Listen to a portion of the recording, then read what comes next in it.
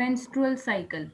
Last वाले video में हमने कंप्लीट कर लिया था फीमेल रिप्रोडक्टिव सिस्टम, और फीमेल्स में गैमेटोजेनेसिस भी हमने कंप्लीट कर लिया था, जिसको हम oogenesis बोलते हैं। अब हम गैमेटोजेनेसिस, जो फीमेल का गैमेटोजेनेसिस है, उसमें होने वाले इवेंट्स को ही मेंस्ट्रुअल साइकिल के इवेंट से रिलेट कर देंगे। ठीक है, तो उस वाले वीडियो को देखना बहुत ज़रूरी है आप लोगों के लिए, सो दैट कि आपको मेंस्ट्रुअल साइकिल के सारे इवेंट्स प्रॉपरली और अच्छे तरीके से समझ में आ जाए। मैं उसका एक क्विक रिकैप दे देती हूँ। हमने जब फीमेल रिप्रोडक्टिव सिस्टम पढ़ा था, तो उसमें यूट्रस के वॉल्स के बारे में पढ़ा था कि यूट्रस के जो डिफरेंट वॉल्स होते हैं, पेरीमेट्रियम, फिर इनर लेयर थी जिसका नाम था मियोमेट्रियम, फिर उसके भी इनर वाली लेयर थी जिसका नाम था एंडोमेट्रियम। इस एंडोमेट्रियम के अंदर पीरियोडिकली कुछ चेंजेस होते जाते हैं। जैसे स्टार्टिंग में इसमें थिकनिंग करी जाएगी। थिकनिंग क्यों की जाएगी कि जो ओवम रिलीज हुआ है ओवरी से, उस ओवम में फर्टिलाइजेशन होगा, और फिर वो ओवम कन्वर्ट हो जाएगा किसमें, जाइगोट में। जाइगोट से फिर वो डिफरेंशिएशन करते करते, जाइगोट से फिर वो बार बार क्लीवेज करेगा, मोरुला बनाएगा, मोरुला से फिर वो ब्लास्टोसिस्ट बनाएगा, ब्लास्टोसिस्ट फिर आके यहाँ पे इम्प्लांट हो जाएगा। ऐसे कई सारे इवेंट्स चलेंगे, उसके बाद जाके प्रेगनेंसी होगी, राइट। तो हमें क्या करना है कि अंदर, यहाँ यूट्रस के अंदर एनवायरमेंट क्रिएट करना है, सो दैट कि जो ब्लास्टोसिस्ट डेवलप होगा, वो ब्लास्टोसिस्ट यहाँ बहुत अच्छे तरीके से इम्प्लांट हो जाए, मीनिंग के प्रेगनेंसी अराइज हो जाए। तो उसके लिए यहाँ एंडोमेट्रियम बनाया गया था। उस एंडोमेट्रियम में क्या होता है, मसल्स होते हैं, कुछ थिन मसल्स होते हैं यहाँ, और साथ में यहाँ पे ना ब्लड वेसल्स भी एंटर कर जाते हैं। ब्लड वेसल्स क्यों एंटर करेंगे, क्योंकि ये ब्लड वेसल्स फिर सप्लाई करेंगे न्यूट्रिशंस और ऑक्सीजन्स को, किसको, इस डेवलपिंग एम्ब्रियो को, जो बाद में ब्लास्टोसिस्ट से एम्ब्रियो बनाएगा, फीटस बनाएगा, और डेवलप्ड होके, वेल डेवलप्ड होके ये बेबी प्रोड्यूस करेगा। ठीक है, तो उसके लिए यहाँ एंडोमेट्रियम की लाइनिंग बनाई गई थी। अब अगर जो ओवम यहाँ रिलीज हुआ था, फिमरे ने कैच किया था ओवरी से, जो ओवम रिलीज हुआ था उसको कैच किया था फिमरे ने, इन्फंडाइबुलम से पास करते हुए उसको इस्थमस तक भेज दिया था। ये ओवम यहाँ पे वेटिंग में है। वेटिंग किसके लिए हो रही है, वेटिंग हो रही है फर्टिलाइजेशन के लिए, कि सो दैट के एक स्पर्म आ जाए, यानी कि मेल गैमीट यहाँ से एंटर करते हुए आ जाए, और यहाँ आके फर्टिलाइजेशन का प्रोसेस कंप्लीट हो जाए। बट अगर फर्टिलाइजेशन का प्रोसेस नहीं होता है, उस केस में क्या करें कि आपने ये जो एंडोमेट्रियम की थिकनिंग कराई है, आपने यहाँ जो ब्लड वेसल्स के कनेक्शन बनाए हैं, ये सब तो फालतू है, क्योंकि ये सब किसके लिए बनाए गए थे, ये सब बनाए गए थे ब्लास्टोसिस्ट के लिए, जो यहाँ आके इम्प्लांट होगा।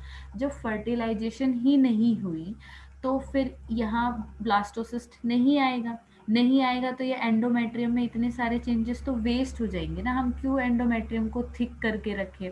तो इस सबको हटा दो। तो इस सबके हटाने के प्रोसेस को ही तो मेंस्ट्रुएशन बोलते हैं।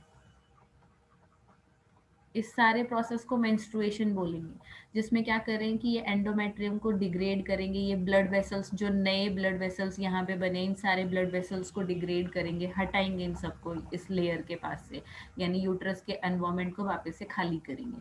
वो हो गया मेंस्ट्रुएशन। तो मेंस्ट्रुएशन साइकिल यानी कि मेंस्ट्रुअल साइकिल, उसके अंदर कौन कौन से इवेंट्स आएंगे, उसमें सारे इवेंट्स आ रहे हैं। ओवम का रिलीज होना, ओवम का यहाँ तक आना, एंडोमेट्रियम का बनना, फिर ओवम का यहाँ पे डीजनरेट हो जाना, इधर ये एंडोमेट्रियम का डीजनरेट हो जाना, ये सारे इवेंट्स किसको कंस्टिट्यूट करते हैं, मेंस्ट्रुअल साइकिल को। ठीक, अब जल्दी से क्विक रिकैप लें उस प्रोसेस का, गैमेटोजेनेसिस के प्रोसेस का। याद आ रहा है कि एक हार्मोन आया था GnRH हाइपोथैलेमस से, जिसने एक्ट किया था पिट्यूटरी से, और फिर पिट्यूटरी से निकले थे LH और FSH। फिर इन LH और FSH ने प्राइमरी, सेकेंडरी और टर्शरी फॉलिकल बनाए थे। फिर ये टर्शरी फॉलिकल कन्वर्ट हो गया था ग्रेफियन फॉलिकल में।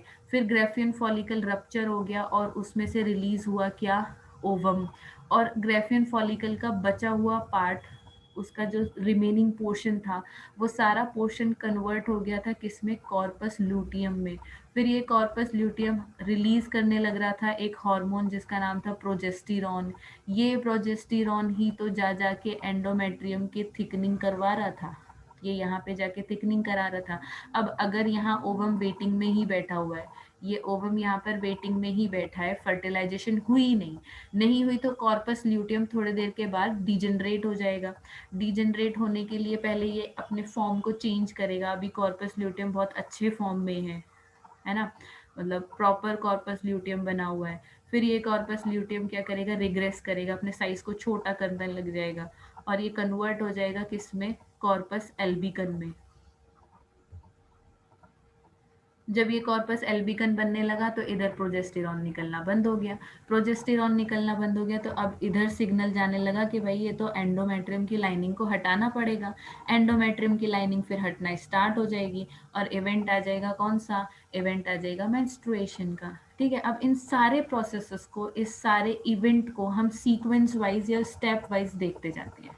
ठीक, तो मेंस्ट्रुएशन की स्टार्टिंग करते हैं, मेंस्ट्रुअल साइकिल की स्टार्टिंग करते हैं मेंस्ट्रुएशन से ही, कि भाई मेंस्ट्रुएशन आ रहा है, उसके बाद क्या क्या इवेंट्स होते हैं वहां से चलते हैं। ठीक है, तो हम लिखते हैं events in menstrual cycle.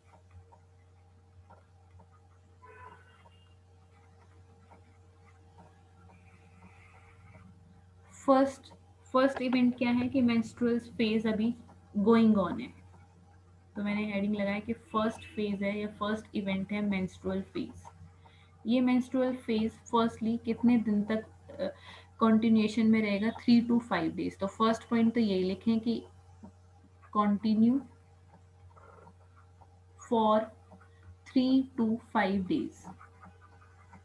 Okay, next चलो, इस मेंस्ट्रुअल फेज में यानी मेंस्ट्रुएशन के प्रोसेस में होता क्या है कि एंडोमेट्रियम की जो लाइनिंग है, एंडोमेट्रियल जो लाइनिंग है उसको, और साथ में जो ब्लड वेसल्स बने हैं यूट्रस के अंदर उनको रिमूव कर रहे हैं। तो it results in the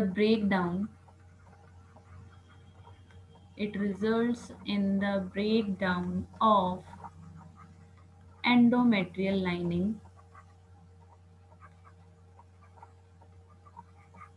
of uterus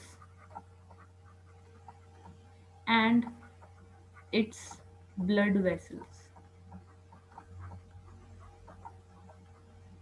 okay, ये हो गया मेंस्ट्रुअल साइकिल। जरा मैं इसको ना ग्राफ के फॉर्म में भी तुमको दिखाते हुए चलूं, ग्राफ की फॉर्म में देखते हुए चलते हैं। देखो,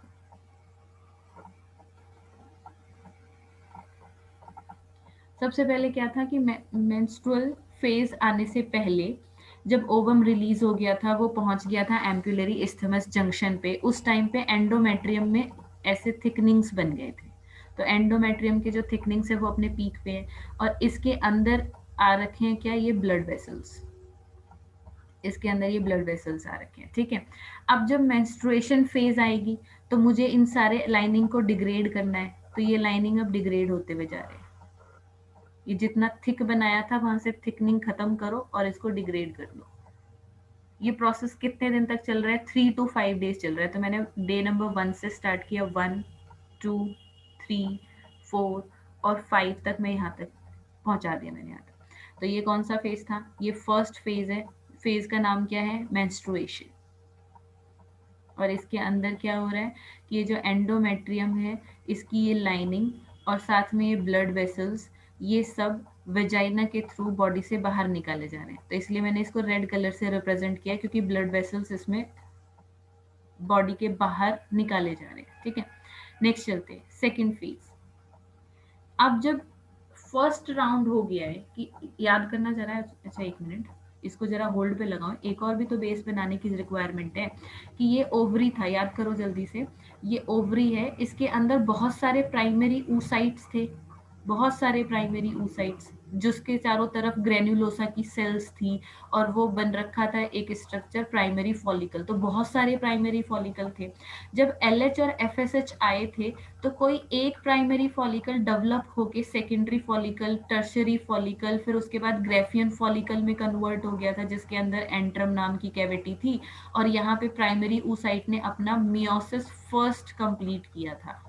अभी मियोसिस सेकंड कंप्लीट नहीं हुआ। आपको याद होना चाहिए कि मियोसिस के 2 इवेंट्स होते हैं, meiosis first and meiosis second.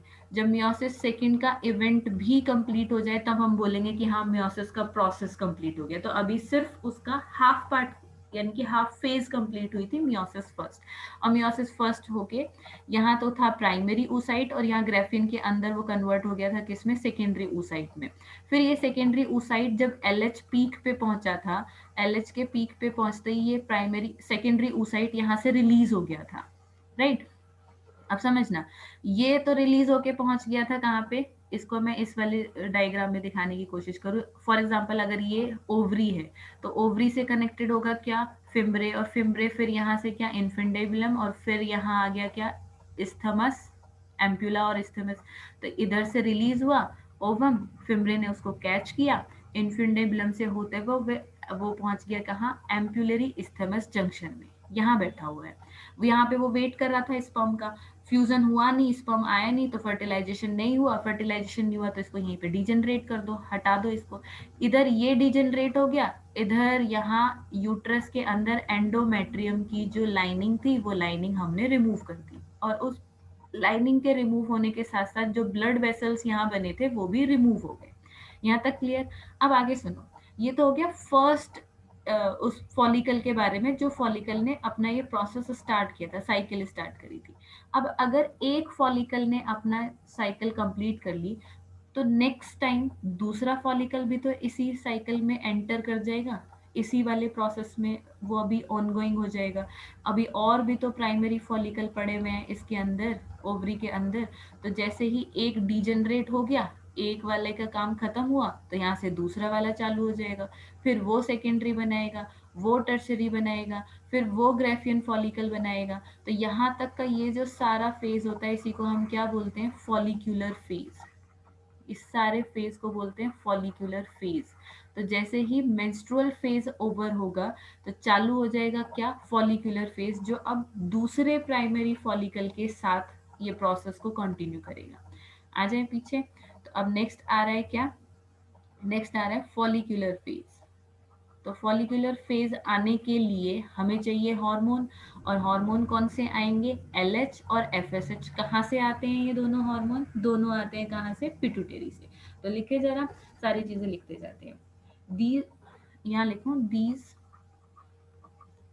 Follicular changes, या ऐसे लिखना चाहिए कि in this phase the follicular changes take place which.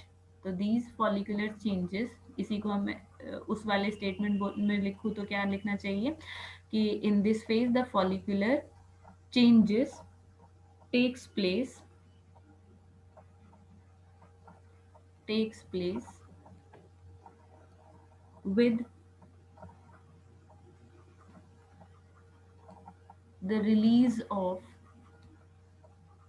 LH and FSH from pituitary।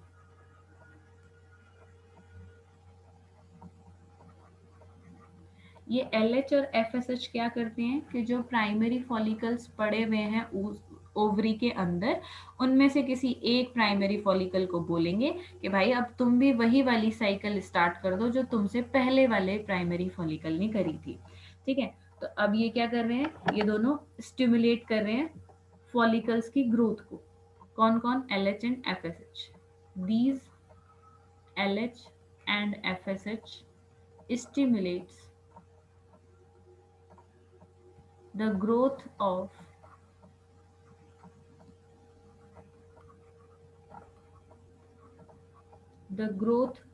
follicles and leads to the formation of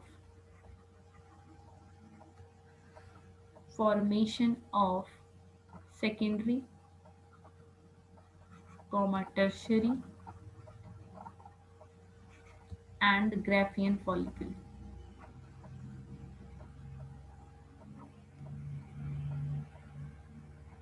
अच्छा, एक और चीज मैं बता दूं, ये जो फॉलिकल्स होते हैं ना, ये फॉलिकल्स का बनना किसने बनवाया था इनको, ये बनना किसने इनिशिएट करवाया था, एलएच और एफएसएच ने। तो primary follicle, secondary follicle, tertiary follicle, Graafian follicle, ये सब तो हो रहे हैं एलएच और एफएसएच की वजह से। फिर ये जो फॉलिकल्स है ना, ये खुद एक हार्मोन निकालना चालू कर देते हैं, कौन सा, एस्ट्रोजन। ठीक है, एलएच एफएसएच आए हैं कहाँ से, पिट्यूटरी ग्लैंड से। पिट्यूटरी ग्लैंड से ये एलएच एंड एफएसएच ट्रेवल करके पहुंचे किसके पास, ओवरी के पास। ओवरी में जो प्राइमरी फॉलिकल्स थे उनको बोला अपने अंदर चेंजेस करो, चलो जल्दी से ग्रोथ करो, ग्रोथ करके सेकेंडरी टर्शरी ग्राफियन फॉलिकल बनाओ। फिर ये जो फॉलिकल्स बना रहे थे कब तक, जहां तक ये टर्शरी फॉलिकल आया, तो टर्शरी फॉलिकल बनते बनते ग्रोथ वहां तक, उस लेवल तक पहुंच गई है कि अब ये एक हार्मोन सिक्रीट करने लग जाएंगे, कौन सा, एस्ट्रोजन हार्मोन।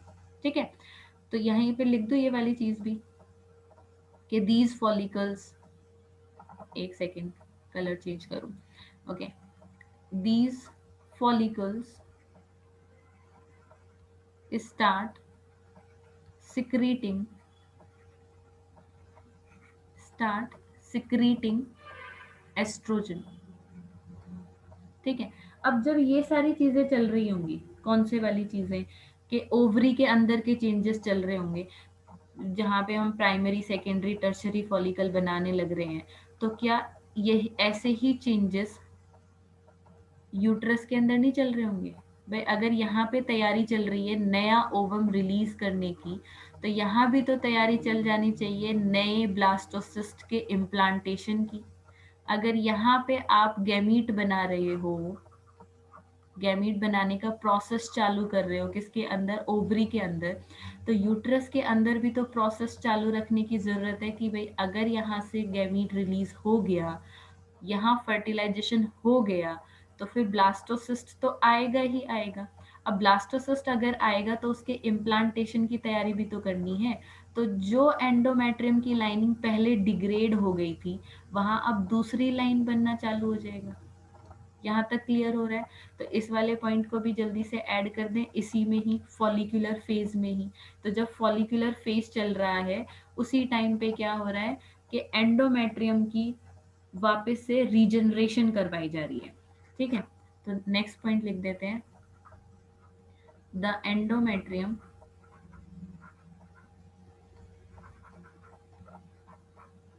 regenerates through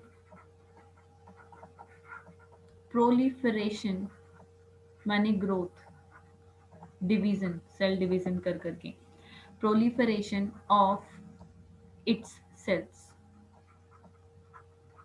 ये सब कुछ सारा सिस्टम कब चला है, जब हमारा दिमाग सही काम कर रहा था, जब हमारी पिट्यूटरी ग्लैंड, यानी पहले तो हाइपोथैलेमस सही काम कर रही थी, उसने जीएनआरएच निकाले, फिर हमारी पिट्यूटरी ग्लैंड सही काम कर रही थी, उसने सही टाइम पे एलएच और एफएसएच रिलीज कर दिए। उसके रिलीज होने के बाद स्टिमुलेट हो गया क्या, ग्रोथ ऑफ फॉलिकल्स, यानी कि प्राइमरी सेकेंडरी टर्शरी बनने लग गए तो फिर इन फॉलिकल्स ने रिलीज करना स्टार्ट कर दिया क्या, एस्ट्रोजन। साथ में जब आप ओवरी के अंदर चेंजेस कर रहे हो, तो यूट्रस के अंदर भी चेंजेस साइमल्टेनियस चलेंगे, उधर एंडोमेट्रियम रीजनरेट करना स्टार्ट कर देगी। ठीक है, ये हो गई क्या, सेकंड फेज। अब जब सेकंड फेज चल रही है, उसके बाद क्या होगा, तो यहां तक बन चुका है क्या, ग्रेफियन फॉलिकल।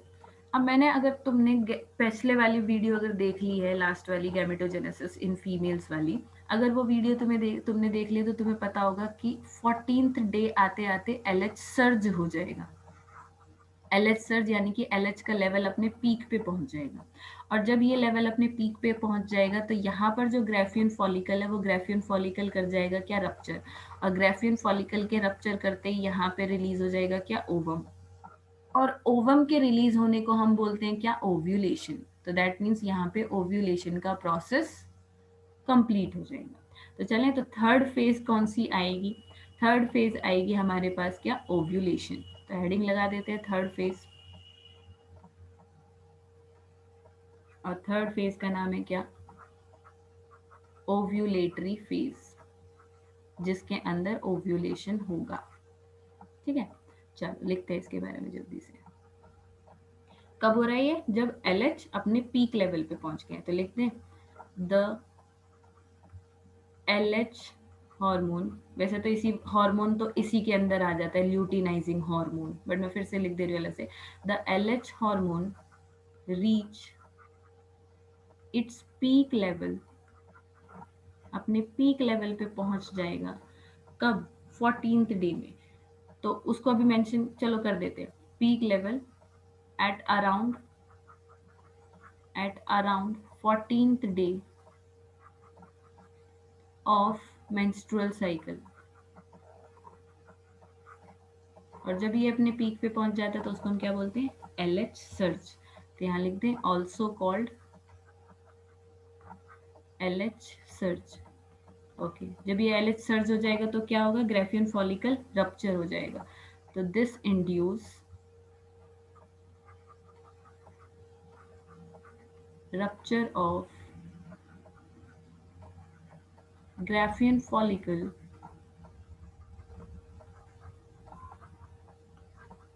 और ग्राफियन फॉलिकल के रप्चर होने से ओवम रिलीज हो जाएगा and there by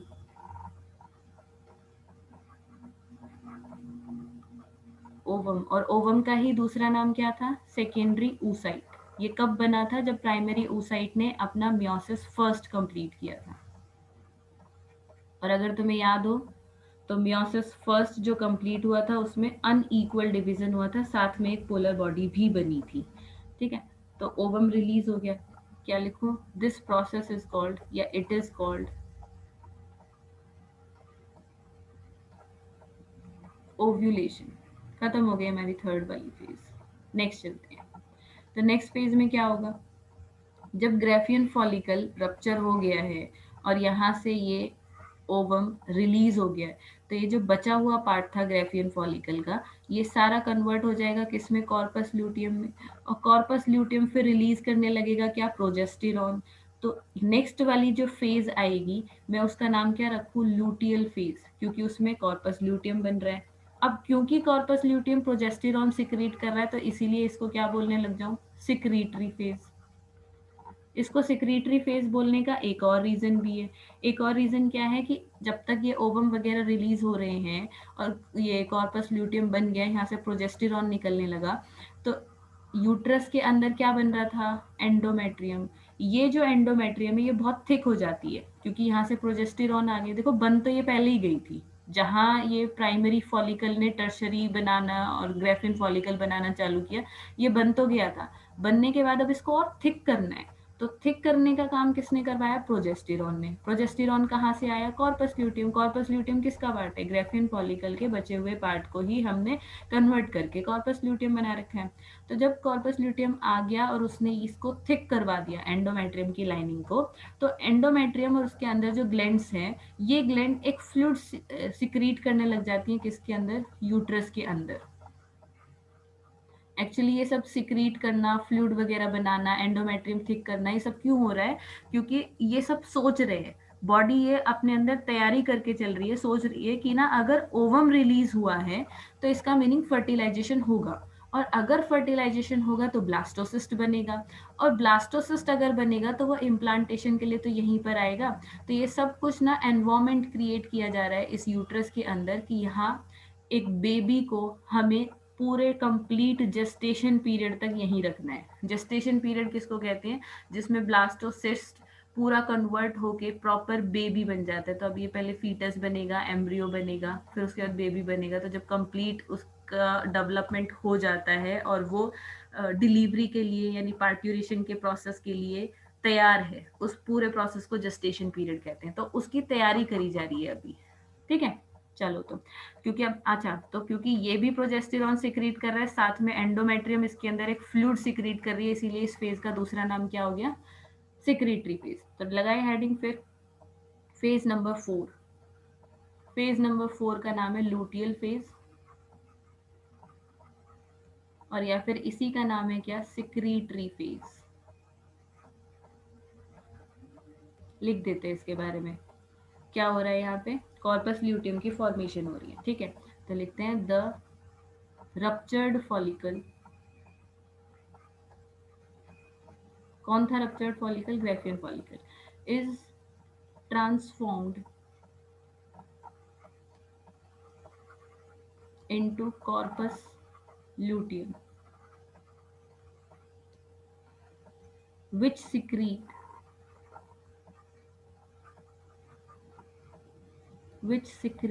large quantity of progesterone।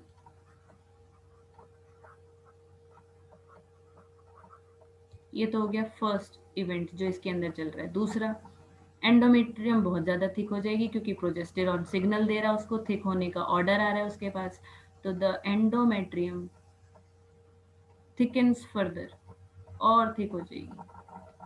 अच्छा, अब जब ये थिक हो जाएगी तो इसके अंदर जो ग्लैंड्स है वो सिक्रीट करने लग जाएंगे एक फ्लूइड किसके अंदर, यूट्रस के अंदर, and it's glands secrete fluid into the uterus.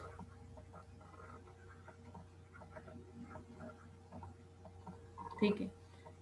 अब अगर फर्टिलाइजेशन नहीं हुआ, जो मैंने अभी थोड़ी देर पहले भी एक्सप्लेन कर दिया था, फिर से बता रही हूँ कि अगर फर्टिलाइजेशन नहीं हुआ तो ये कॉर्पस ल्यूटियम कन्वर्ट हो जाएगा, रिग्रेस होके, रिग्रेस यानी डीजनरेट होने की तरफ जा रहा है, ये कन्वर्ट हो जाएगा किसमें, कॉर्पस एल्बिकन में, और कॉर्पस एल्बिकन में कन्वर्ट होने के बाद बेचारा धीरे धीरे धीरे धीरे डिग्रेड हो जाएगा, और इसी में कहीं ना कहीं मिल जाएंगे इसके कंपोनेंट्स, किसमें, ओवरी में। ठीक है, तो लिखते हैं कि अब अगर फर्टिलाइजेशन नहीं हुआ, कहाँ गया कलर, ये रहा, in the absence of fertilisation,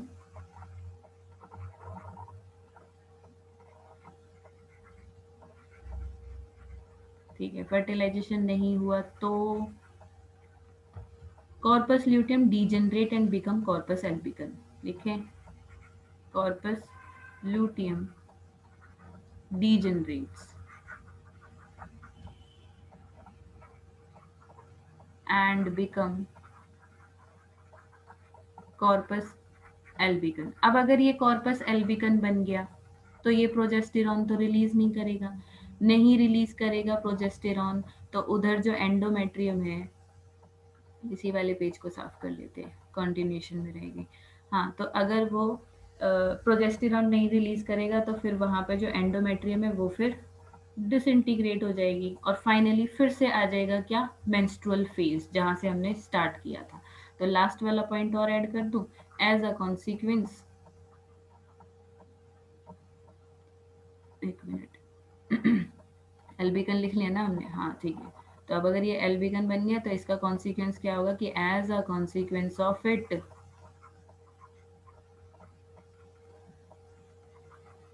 the endometrium disintegrate, because, क्यों डिसइंटीग्रेट हो रही है ये, तो मैं बिकॉज लिख दे रही हूँ, तो because of the absence of, because of the absence of progesterone. अब क्या हुआ इससे, this leads to menstruation, that means cycle फिर से रिपीट होगी। अब जरा उस ग्राफ पे पहुंचे जो बेचारा हमने बना के स्टार्ट तो कर दिया था लेकिन ऐसे ही छोड़ दिया, जल्दी से इसे भी कंप्लीट कर दें। तो देखना, 5th डे तक हमारा फर्स्ट फेज कंप्लीट हो गया, कौन सा, मेंस्ट्रुअल फेज। अब आया कौन सा, फॉलिकल फेज। फॉलिकल फेज चलते जा रहा है तो ये एंडोमेट्रियम वापस से बनते भी तो जा रही है, तो ये एंडोमेट्रियम की लेयर्स को वापस से बनाते जाती है, ये बनती जा रही है, बनती जा रही है, फिर से बन रही है, बन रही है। ठीक है, ओके। तो ये तो हमने एंडोमेट्रियम बना के रख दी। अभी इनको थिक नहीं कर रहे, यानी सिर्फ अभी बना के रख रहे हैं, और थिक करते करते करते करते अप्रोक्स यहाँ तक जाऊंगी मैं। ठीक है, ग्राफ में इस लेवल तक। ये कब होगा, जब प्रोजेस्टेरॉन आ जाएगा। प्रोजेस्टेरॉन कब आएगा, जब वहां पर कॉर्पस ल्यूटियम बन जाएगा। तो ये मैंने दिखाया क्या, ये पूरा जो कुछ यहाँ बनाई है पहाड़ जैसे से, ये बना दिया हमने यूट्रस के इवेंट्स। ठीक है, अब जरा ऊपर चले, इसी ग्राफ में सारे इवेंट्स दिखा देंगे। तो सबसे पहले कौन सा हार्मोन आया था, LH एंड FSH। तो मैं बना देती हूँ, ये बनाया मैंने LH का लेवल, और LH धीरे धीरे बढ़ता जा रहा है, बढ़ता जा रहा है, और जैसे ही 14th डे आया ये अपने पीक पे पहुंच गया और यहाँ हो गया LH सर्च। ठीक है, अगर LH निकला है तो साथ में कौन भी निकला है, FSH भी निकला है। दूसरे कलर से दिखा दूँ, सेम मैं कोशिश कर रही हूँ वही वाले कलर यूज करूँ जो NCERT में यूज कर रखे हैं, सो दैट कि तुम्हें जब NCERT देखो तो चीजें देखी हुई सी लगे। ठीक है, तो ये FSH हो गया। FSH और LH अप्रोक्स एक ही टाइम पे अपने पीक पे पहुंच रहे हैं। भाई FSH ने वहां पे ग्रेफिन फॉलिकल बनवा दिया पीक पे पहुंच के, और इसने LH ने पीक पे पहुंच के उस ग्रेफिन फॉलिकल को रप्चर करा दिया।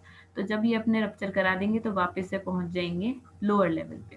तो यहाँ पे क्या लिखूँ, ये किसका रिप्रेजेंट किया हमने, FSH को, और वो वाला हमने रिप्रेजेंट किया है किसको, LH को, और ये यहाँ पर क्या हो गया, LH सर्ज हो गया है।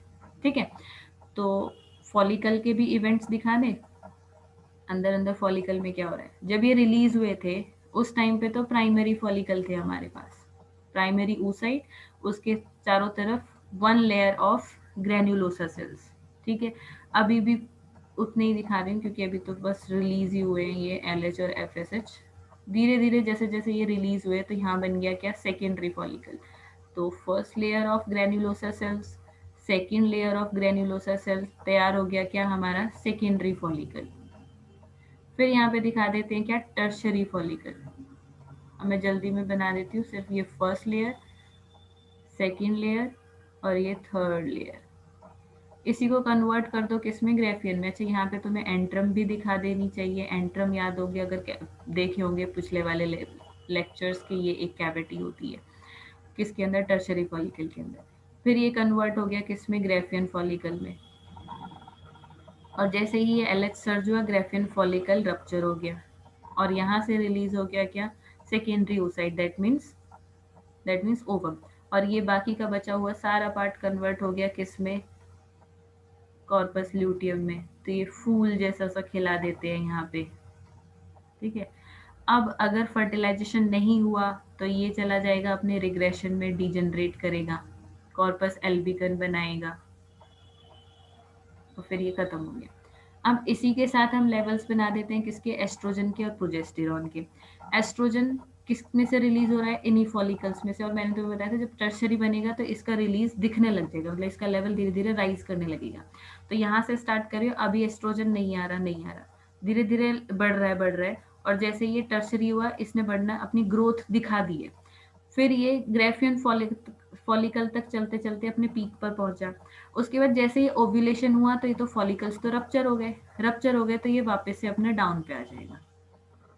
ठीक है, फिर जब ये कॉर्पस, यहाँ पे कॉर्पस ल्यूटियम ने डिजेनरेट कर किया, उधर एंडोमेट्रियम ने फिर वापस से डिजेनरेट होना चालू किया, फिर नया फॉलिकल आएगा, तो धीरे धीरे इसका लेवल फिर से बढ़ेगा। ये हो गया कौन, एस्ट्रोजन। नेक्स्ट नेक्स्ट बनाते हैं किसको हम, प्रोजेस्टेरॉन को। देख लेते हैं प्रोजेस्टेरॉन भी। प्रोजेस्टेरॉन किसने रिलीज किया था, कॉर्पस ल्यूटियम ने। तो ये कॉर्पस ल्यूटियम है, जहां कॉर्पस ल्यूटियम होगा वहीं पे तो प्रोजेस्टेरॉन का लेवल हम हाई दिखाएंगे। तो अभी तो इसका लेवल नहीं है, कुछ भी नहीं है। फिर जैसे ये रिलीज हुआ, इसने कौन, सेकेंडरी oocyte, इसने थोड़ा सा हल्का सा डेवलपमेंट स्टार्ट किया, और फिर जैसे ही कॉर्पस ल्यूटियम बन गया तो इसका लेवल पहुंच गया अपने पीक पे। इधर कॉर्पस ल्यूटियम डीजनरेट हो रहा है तो इधर ये भी जा रहा है बेचारा डाउन पे चला गया।